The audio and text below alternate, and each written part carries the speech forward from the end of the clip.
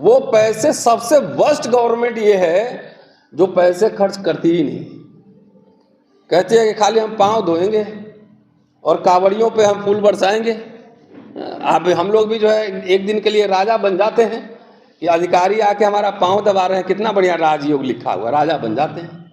अभी जनेऊ कोटा आ गया है, EWS, ये पेन से नहीं जजमेंट, ये जनेऊ से जजमेंट लिखा जा रहा है, जनेऊ से। और मैं कहता हूं मैं अपनी जान और नौकरी दोनों दांव पे लगाकर लगातार रहता हूं। अगर जो लोग साथी नहीं जानते वो जान ले मुझे। ये लड़ाई आर पार की है। इसी सरकार को 2 बार हम लोगों ने झुकाया है, कम से कम हिस्सेदारी दो, तभी जो है बजट पे चर्चा होगी। नहीं तो देख लीजिए ना, बजट में आवंटन होता है, पैसे नहीं पहुंचते आपके पास। कई लेक्चर हमने सुने हैं और काफ़ी बढ़िया बात उभर के यहाँ पे आया है, लेकिन मैं बहुत बेलाग और बहुत सपाट और आर पार बोलता हूँ। पूंजीवाद आ गया है और ये लंपट पूंजीवाद आया है। पूंजीवाद ही नहीं, लंपट पूंजीवाद आ चुका है। जो एक वेलफेयर स्टेट की अवधारणा थी, लोक कल्याणकारी राज, वो खत्म हो चुका है। संविधान की प्रस्तावना में जो समाजवाद और धर्मनिरपेक्षता है, वो सब भी खत्म हो चुका है।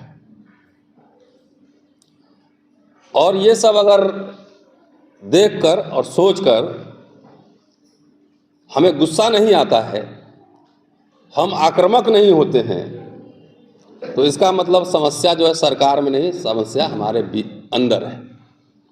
मुझे आता है गुस्सा, और गुस्सा वो देखते हैं बीच बीच में भड़कता है। किसी की आहत होती है भावना, किसी की कुछ होती रहती है, मैंने ठेका नहीं लिया है। हमारे लोग मूंछ रखने पे मार दो हमारी भावना, तो भावना है ही नहीं। दोस्तों, ये बात क्यों कह रहा हूँ और बहुत गंभीरता से कह रहा हूँ। मेरे हाथ में एक मैगजीन है और ये मैगजीन 2016 का है, रविवार। इसमें लेख है, पूरा फ्रंट पेज लेख है। 2,80,000 करोड़ रुपए, 2,80,000, सॉरी ये मुझे मैथमेटिक्स में मेरा खराब है। कितने थे अशोक जी को पता है? 1,39,000 करोड़ रुपए का, 1,40,000। नहीं, वो नहीं, बजट था। नहीं, बजट नहीं कह रहा हूँ। इतने करोड़ रुपए, अरब खरब में है पैसा ही, वो ज़्यादा मेरा पता नहीं, इकोनॉमिक्स गड़बड़ है। 2.8 लाख करोड़ रुपए, मतलब कितने खरब रुपए हो गए, सोच लीजिए। 35 वर्ष में जब स्पेशल कंपोनेंट प्लान बना था, उसके बाद 35 वर्षों में इतने पैसे SC ST जो फंड होता है, जो कंपोनेंट प्लान होता है, वो गायब हो गए। कहाँ चले गए पता ही नहीं लगा, वापस हो गया। अगर इतने पैसे हम कुछ नहीं कराएं, अगर आप सब में बांट दे, एक एक आदमी को सिर्फ बांट दे, तो 11,500 करोड़ रुपए से 11,500 रुपये पर व्यक्ति मिलेगा।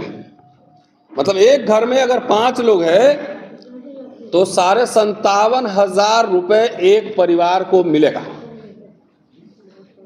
लेकिन ये फंड जाता है, कोई जिम्मेदारी नहीं है। कोई भी ऐसी सरकार नहीं रही है, चाहे दलितवादी हो, समाजवादी हो, वामपंथी हो, दक्षिणपंथी हो, या कोई भी सरकार, कांग्रेस हो, किसी भी सरकार में ये पैसा खर्च नहीं हुआ पूरा। और कॉमनवेल्थ गेम्स के समय याद होगा कि पैसे डाइवर्ट कर दिए गए थे कॉमनवेल्थ गेम्स में, अगर याद हो। कोई भी सरकार पूरा नहीं किया इसको। बड़े बड़े दावे हुए, जाके केरल में भाषण कर रहे थे कि मैं, नरेंद्र मोदी जी, कि मैं तो आप ही के बीच से हूँ, आपका समय आने वाला है। स्पेशल कंपोनेंट प्लान जो है बढ़ा दिए फंड 25%, और रिजल्ट सुनिए, वो पैसे, सबसे वर्स्ट गवर्नमेंट ये है जो पैसे खर्च करती ही नहीं। कहती है कि खाली हम पाँव धोएंगे और कावड़ियों पे हम फूल बरसाएंगे। अब हम लोग भी जो है एक दिन के लिए राजा बन जाते हैं कि अधिकारी आके हमारा पाँव दबा रहे हैं, कितना बढ़िया राजयोग लिखा हुआ, राजा बन जाते हैं। सबसे खराब ये सरकार है। स्पेशल कंपोनेंट प्लान इमरजेंसी के दौरान आया था, इंदिरा गांधी लाई थी। हम लोग क्या कर रहे हैं पूरा? अभी अशोक जी से बात हो रही थी, अशोक जी भिड़े रहते हैं, हम लोग छोटा मोटा आदमी भिड़े रहते हैं। जो समाज पूरा पागल हो गया है, पूरा जात जात के नेता बना चुके हैं। निषाद पार्टी है तो दलित पार्टी है तो पासवान पार्टी है तो सब पार्टी है, और आप वोट भी देते हैं। ऐसा मत कहिए कि हम नहीं देते, ये सोच के वोट देते हैं कि जात का हमारा एमपी मिनिस्टर बनेगा तो उसके यहाँ जाएंगे तो ठहरेंगे, मेरे जात का लाल बत्ती जो है देखो मंत्री घूम रहा है, तो बना देते हैं। उसके यहाँ साइकोलॉजिकल सेटिस्फैक्शन लेते हैं। बोला चलो एक को मंत्री बना दो, बाकी समाज का पूरे गले काट दो। गला कट रहा है, रिजर्वेशन खत्म हो चुका है। रिजर्वेशन अगर रहता भी तो 50 वाइस चांसलर है तो 85 लोग ना बनेगा। पूरा समाज ब्राह्मण ही अगर 50 है तो 85 ही बने, सारा ब्राह्मण एक दिन में नहीं बन जाएगा वाइस चांसलर। वो रिप्रेजेंटेशन का सवाल था, आपका रिप्रेजेंटेशन गायब। 75 साल में SC ST को क्या मिला नहीं मिला ये सुप्रीम कोर्ट कभी नहीं पूछती। आज तक के इतिहास में मैं दावे के साथ और जिम्मेदारी के साथ ये कह रहा हूं कि सुप्रीम कोर्ट से कभी भी SC ST OBC के पक्ष में अफर्मेटिव एक्शन पे कोई भी फैसला नहीं आया आज तक। और ये सरकार तो वर्स्ट है, इसमें तो बगैर सिर पैर के फैसले लिखे जाते हैं। अभी जनेऊ कोटा आ गया है, EWS हम कहते हैं, इकोनॉमिकली वीकर सेक्शन फॉर सवर्णस। पहला कास्टिस्ट कोटा है। बगैर आंकड़े कहां से आए, डेटा क्या है, इनकम का क्राइटेरिया 8 लाख क्यों हो, कुछ नहीं। ये पेन से नहीं जजमेंट, ये जनेऊ से जजमेंट लिखा जा रहा है, जनेऊ से। और हम लोग अभी भी सोए हुए हैं। जिसको देखिए दलित भाई लोग जितने हर समय हल्ला करते हैं कि बाबा साहब ने कहा था हुक्मरान बनना है। अरे हुक्मरान बनने आधा मीनिंग समझे, खाली MLA MP मिनिस्टर बनने के लिए कहा था। बैंकर्स, लॉयर्स, एकेडमिशियन, इंटेलेक्चुअल्स, अखबार में लिखने वाले 5 आदमी बताइए। अशोक भारती साहब जो एडिटोरियल पेज लिखे हमारा इकोनॉमिक्स में, पागल हो गए हम लोग। हुक्मरान बनना, जहां जाता हूं मैं, कॉलेज में पढ़ाता हूं, बड़े बड़े लोग के बच्चे आते हैं, कहते हैं कि हमारे बेटे को IAS बनना, सबके बेटे को IAS बनना है। तो आपकी हक की लड़ाई कौन लड़ेगा? भीड़ है। भीड़ को जो है ना आंदोलन में तब्दील करने के लिए इंटेलेक्चुअल्स लीडर की जरूरत होती है। तो सारा हमारा जो है बाबू बनने में टाइम खराब कर दिया। 35 साल तक जाके देखिए मुखर्जी नगर में, दिल्ली में 35-40 साल तक बाप से पैसा लेता है, UPSC की तैयारी करता रहता है। अरे 20 साल में बिजनेस करो, बैंकर बनो। अब नौकरी नहीं है, 5 नौकरी के लिए सब लोग जो है 1 लाख लोग भिड़ा हुआ है। IAS बनना है तो बैंकर कौन बनेगा? अशोक जी से अभी बात की हमने, मेरा एक YouTube चैनल है अम्बेडकर नामा, देखिएगा डिस्कशन में, कि हुक्मरान कैसे बनोगे भाई बताओ मुझे। एक हिस्टोरियन नहीं आपके समाज में। अब व्हाट्सएप यूनिवर्सिटी में पढ़ के बोलोगे कि बाबा साहब बोले थे कि जो समाज अपना इतिहास नहीं जानता वो गुलाम होता है, तो इतिहासकार कहाँ है?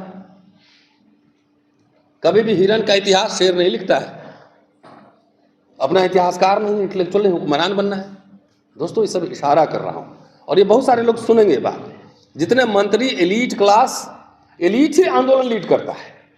इस सब अपना अपना बच्चा को मुझे दीजिए। मैनेजमेंट में जो बच्चे एडमिशन लेते हैं IIM में, कहाँ हैं बच्चे? मुझे दीजिए। उसको 25,000 करोड़ का, 10,000 करोड़ का मालिक देखना चाहते हैं। तो कम से कम 10, 20, 50 तो निकले हैं? नहीं तो सबको क्लर्की बनना है। सरकारी नौकरी है नहीं, और रिजर्वेशन पे बहस हो रही है।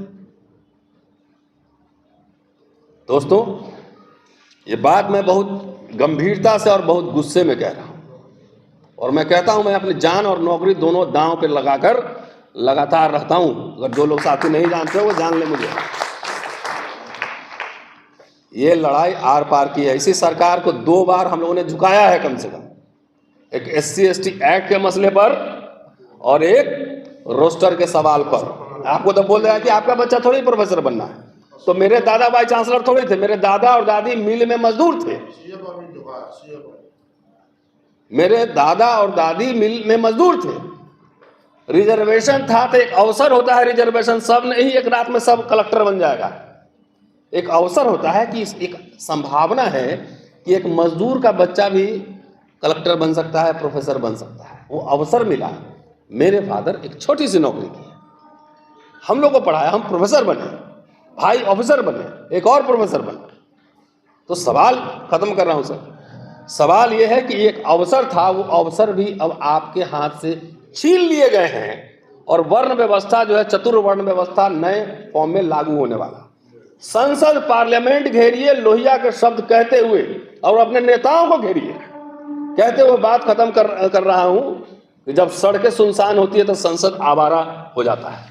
ये तय कर लीजिए कि आप संसद को आवारा होने देना चाहते हैं कि नहीं देना चाहते हैं। मैं कोई नेता नहीं हूं, न आपसे वोट लेता हूं, न चंदा लेता हूं।